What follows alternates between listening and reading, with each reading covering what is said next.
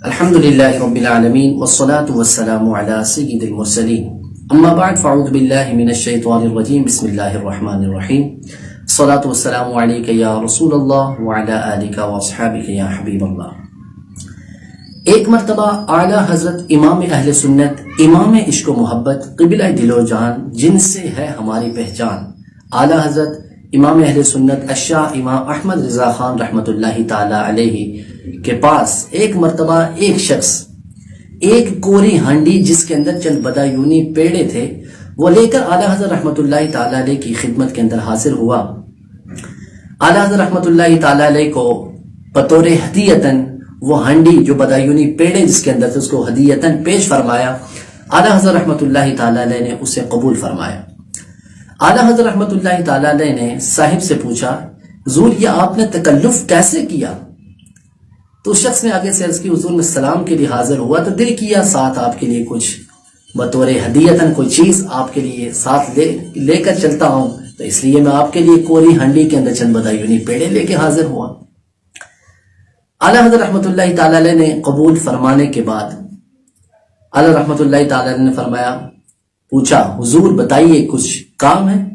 فرمائے کوئی کام نہیں ہے، بس صرف آپ کی مزاج پرسی کے لیے حاضر ہوا۔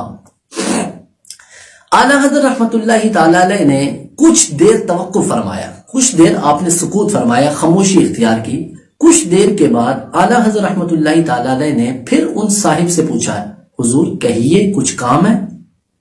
تو وہ صاحب آگے سے کہنے لگے نہیں مجھے کچھ کام نہیں ہے، میں فقط آپ کی صحبت کے اندر بیٹھنے کے لیے اور آپ کی حال معلوم کرنے کے لیے آپ کی طبیعت کا پوچھنے کے لیے حاضر ہوا۔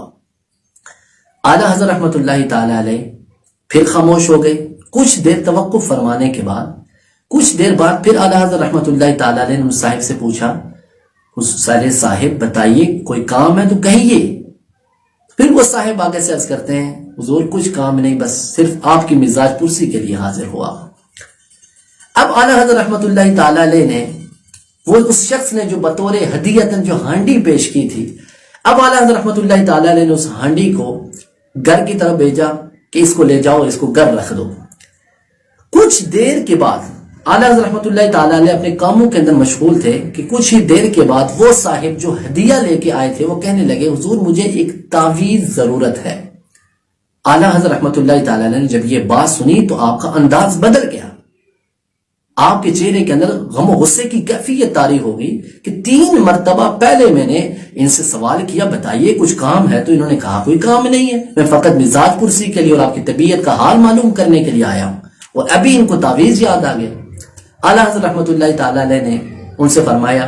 اور ٹھہریے آپ کو تعویذ منگوا کے دیا جاتا ہے۔ اعلیٰ حضرت رحمۃ اللہ تعالی علیہ نے اپنے بھانجے علی احمد خان جو کہ اس وقت تعویذ تقسیم کیا کرتے تھے ان سے تعویذ منگوایا اور تعویذ منگوا کر صاحب کو پیش کیا، اور ساتھ ہی گھر سے وہ ہانڈی جو صاحب لے کر آئے تھے وہ واپس منگوائی۔ واپس منگوانے کے بعد وہ ہانڈی بھی دوبارہ اس صاحب کو دے دی، فرمایا اسے لے جائیے، تعویذ لیتے جانے کے ساتھ ساتھ اسے بھی ساتھ لے جائیے۔ اس شخص نے بڑا اصرار کیا حضور اسے قبول فرمائے۔ اعلیٰ حضرت رحمۃ اللہ تعالی علیہ نے فرمایا کہ ہمارے ہاں تعویذ بکتا نہیں ہے کہ آپ ہانڈی دیں اور تعویذ لے کے جائیں، ایسا نہیں ہے۔ تو اعلیٰ حضرت رحمۃ اللہ تعالی علیہ کی شخصیت ہمارے لیے ماڈل ہے، نمونہ ہے۔ آج ہم اعلیٰ حضرت رحمۃ اللہ تعالی علیہ کا اپنے آپ کو عاشق اور دیوانہ اور ان سے عقیدت رکھنے والا، اپنے آپ کو بڑا بہت عقید کہتے ہیں اعلیٰ حضرت رحمۃ اللہ تعالی علیہ کا، بڑے بڑے مفتیان کرام کا نام لیتے ہیں، ان کے گرویدہ ہیں، لیکن ہمارے ہاں ملک پاکستان کے اندر ہمارے ہاں بڑے بڑے مفتی جو اعلیٰ حضرت رحمۃ اللہ تعالی علیہ کو سو اپنا امام مانتے ہیں، لیکن ساتھ ساتھ ان کو اعلیٰ حضرت کی یہ سیرت کی وہ جھلک ان کے اندر نظر نہیں آتی کہ اعلیٰ حضرت رحمۃ اللہ تعالی علیہ نے تو تعویذ جب دیا تو ساتھ جو وہ ہدیہ دے کے تھا وہ بھی واپس کیا، کہ ہمارے ہاں تعویذ بکتا نہیں۔ آج مفتی کا فتویٰ بھی بکتا ہے اور ساتھ مفتی بھی بکتا ہے۔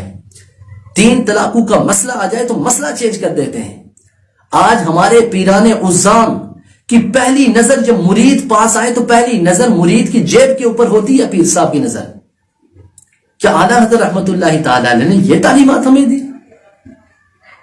لیکن پھر بھی میں یہاں پر یہ بات کہنا میں لازمی اور اپنے لیے کمپلسری سمجھتا ہوں کہ جہاں پر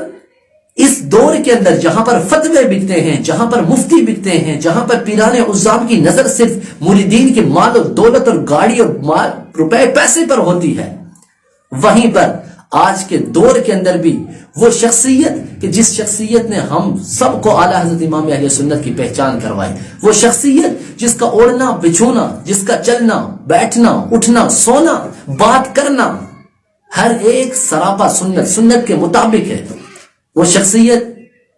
امیر اہل سنت حضرت علامہ مولانا ابو بلال محمد الیاس عطار قادری رضوی ضیائی دامت برکاتہم العالیہ، جنہوں نے ہمیں اعلیٰ حضرت رحمۃ اللہ تعالی علیہ کی پہچان کروائی کہ اعلیٰ حضرت رحمۃ اللہ تعالی علیہ تھے کون۔ ان کی بات کرنا تو ہمارے لیے باعث سعادت ہے خدائے قسم۔ آج ہم اعلیٰ حضرت کو جانتے ہیں تو ہم اس لیے کہ یہ سرکار رحمت کونین کی اس غلام الیاس قادری کے توسل سے جانتے ہیں، ہمیں کیا پتا اعلیٰ حضرت رحمۃ اللہ تعالی علیہ کون تھے۔ لیکن دوسری طرف ہمارے پیران عظام فقط اپنی درگاہوں کو، اپنے گھروں کے اندر مال سمیٹنے کے چکر میں، لیکن قربان جاؤں اس مرد مجاہد اس الیاس قادری پر پوری دنیا کے اندر سرکار کی سنت کے پرچم کو لہرایا ہے۔ اللہ تعالی ہم سب کو اعلیٰ حضرت رحمۃ اللہ تعالی علیہ کی ایسی سیرت کو اپنانے اور اپنے اوپر نافذ کرنے کی توفیق